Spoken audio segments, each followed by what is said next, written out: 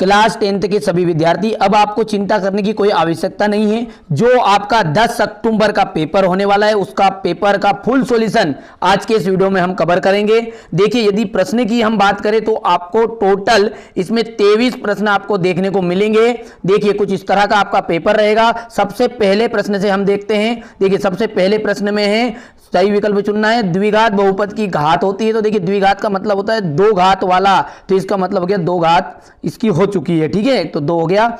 दूसरा पढ़ते हैं, -2 और 5 के शून्यक वाले बहुपदों की संख्या कितनी होगी? तो इसके शून्यकों के संख्या हम बात करें तो 3 से अधिक इसके आंसर रहेगा। ठीक है, बहुपद x² -3 के शून्यक होंगे। तो देखिए, जैसे ही हम इस x² को ये इस आएगा, ये x² बराबरी पे बराबर को उधर चले गया प्लस में। ठीक है, तो जैसे ये घात 2 लेके जाएंगे तो ये क्या बचेगा आपका, x बराबरी पे करनी में रहेगा 3 और प्लस माइनस रहेगा ये। तो देखिए, ये कौन सा ऑप्शन है, का इसका एकदम राइट ऑप्शन रहेगा। ठीक है, चलिए आगे बढ़ते हैं चौथे की तरफ। x - 2y बराबर 0 और 3x + 4y - 20 बराबरी पे 0, तो रेखाएं किस तरह की होगी? तो देखिए, इस सवाल को समझने के लिए आपको थोड़ा सा इसमें फॉर्मूले की आवश्यकता होगी। फॉर्मूला है हमारा A1/A2 = B1/B2 = C1/C2। ठीक है, तो यहाँ पर A1 देखिए गौर से, A1 हो गया आपका 1, A2 यानी कि उसके पहले x वाला मान, और y यानी कि B1 कितना बना आपका 2 माइनस के, और उसके बटे में जाएगा 4 और इक्वल क्या रहेगा आपका 0/20। ठीक है, ये इस तरह से है। अब आप गौर से देखिए, इस भाग को और इस भाग को, ये दोनों बराबर आ रहे हैं क्या? तो जब बराबर नहीं है तो उस कंडीशन में रेखाएं हमेशा प्रतिच्छेद करती है। तो यहाँ पर का एकदम राइट रहेगा। नीचे बढ़ते हैं, यदि द्विघात समीकरण ax² + bx + c = 0 के विविक्तकर का मान शून्य है, विविक्तर का मान कितना है, शून्य है, तो द्विघात समीकरण के जो मूल होंगे, तो देखिए जब बराबर शून्य रहेगा यानी कि, तो मूल कैसे रहेंगे, बराबर रहेंगे। और बराबर वाला सिस्टम कौन सा है, खा वाला है, यानी कि मूल बराबर और वास्तविक रहेंगे।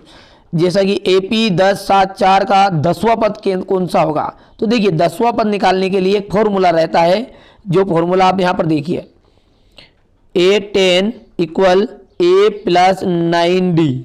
ठीक है, ये फॉर्मूला है। अब हम यहां पर a की बात करें तो a तो हो गया आपका 10 + 9 इंटू डी कौन सा है, d 7 में से 10 घटाया तो -3। ठीक है, तो बराबर करके कितना आ गया, 9 27, तो 10 - 27 कितना आंसर आया, माइनस का, ठीक है 17 आंसर इसका आ जाएगा। तो -17 कौन सा है, वो देखिए घा नंबर वाला -17 है। चलिए, अब दूसरा क्वेश्चन है, उसमें रिक्त स्थान दिए गए हैं। रिक्त स्थान भी 6 नंबर के आपसे पूछे गए हैं।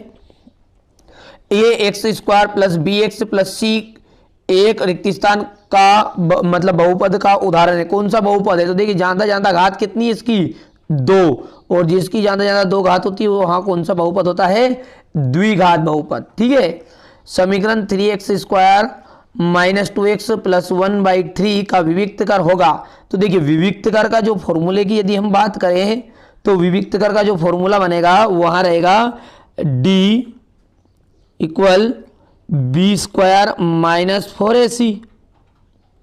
अब b का मान की यदि बात करें तो -2 ठीक है, -4 इंटू a यानी कि 3 इंटू 1/3।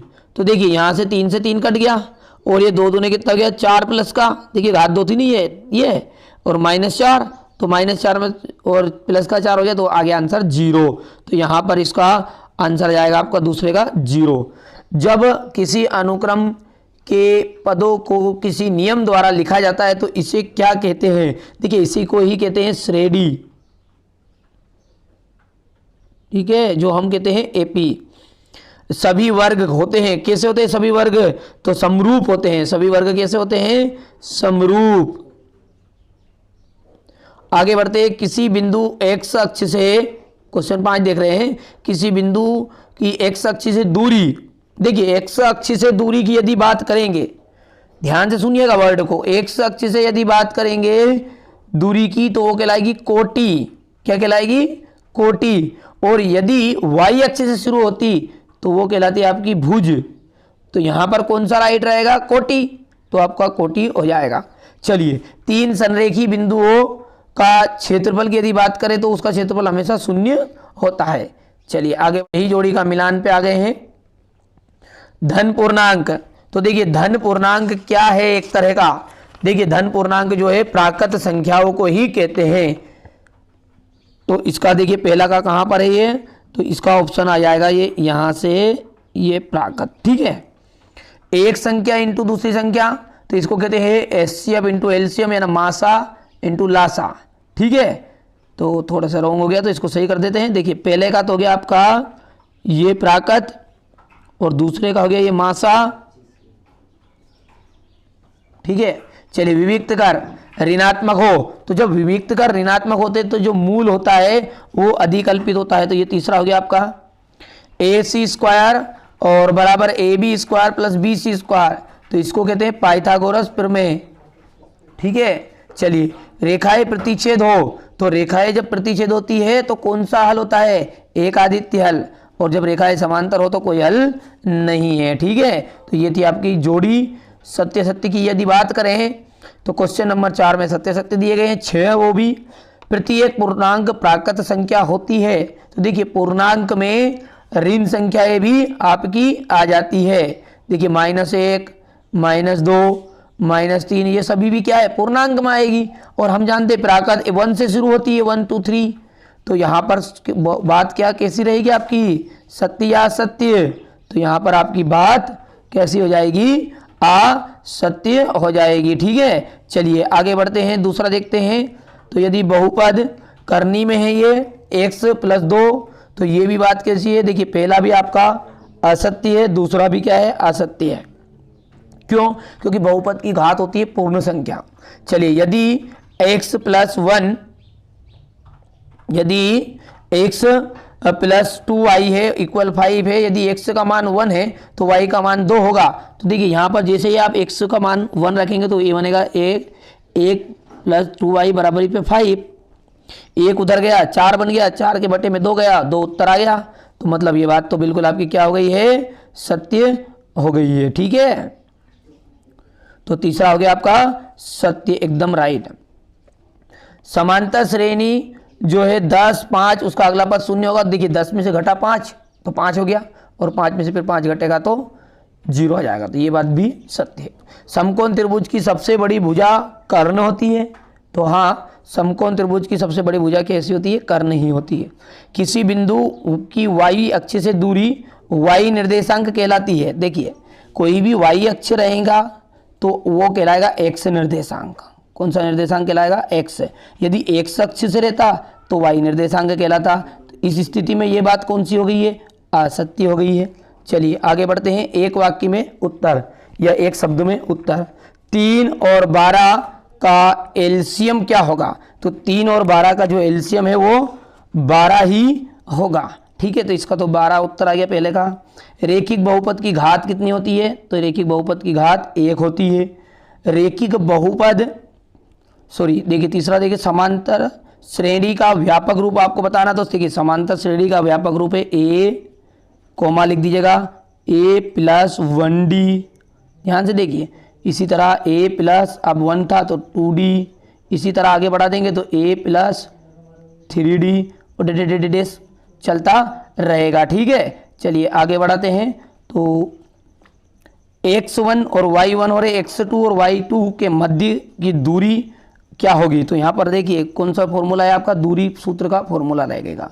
तो वो है x1 - x2 की पावर 2 प्लस y1 - y2 की पावर 2।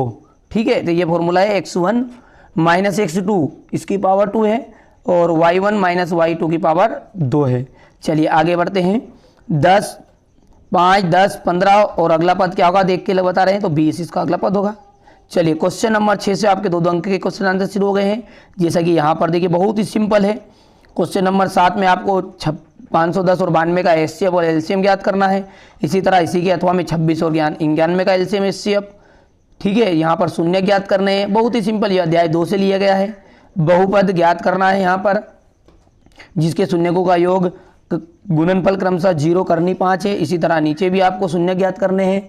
इसके आगे यदि बात करें तो अनुपातों से तुलना करनी, तो देखिए बहुत ही सिंपल है। देखिए आप गौर से देखेंगे तो अभी तक ये प्रश्न पूरे के पूरे आपके अध्याय 1, 2, 3 और 4 से पूछे जा रहे हैं, ठीक है। वैसे 7 पार्ट तक आपका त्रैमासिक पेपर में आ रहा है, ठीक है। तो यहाँ पर देखिए समांतर हो गया है, सार्वंतर निकालना है, थेल से प्रमेय का कथन, पाइथागोरस का प्रथन, बिंदुओं 2, -3, 4, 1 के बीच की दूरी याद करनी है, ये देखिए संरेखी। इस तरह से सारे प्रश्न हैं, इन सभी को आप अच्छे से कंप्लीट कर लीजिएगा। तो आज के इस वीडियो में मैंने आपको जो त्रैमासिक पेपर आपका, ठीक है, 10 अक्टूबर के दिन गणित का जो पेपर होने वाला है उसका सॉल्यूशन बताने का प्रयास किया।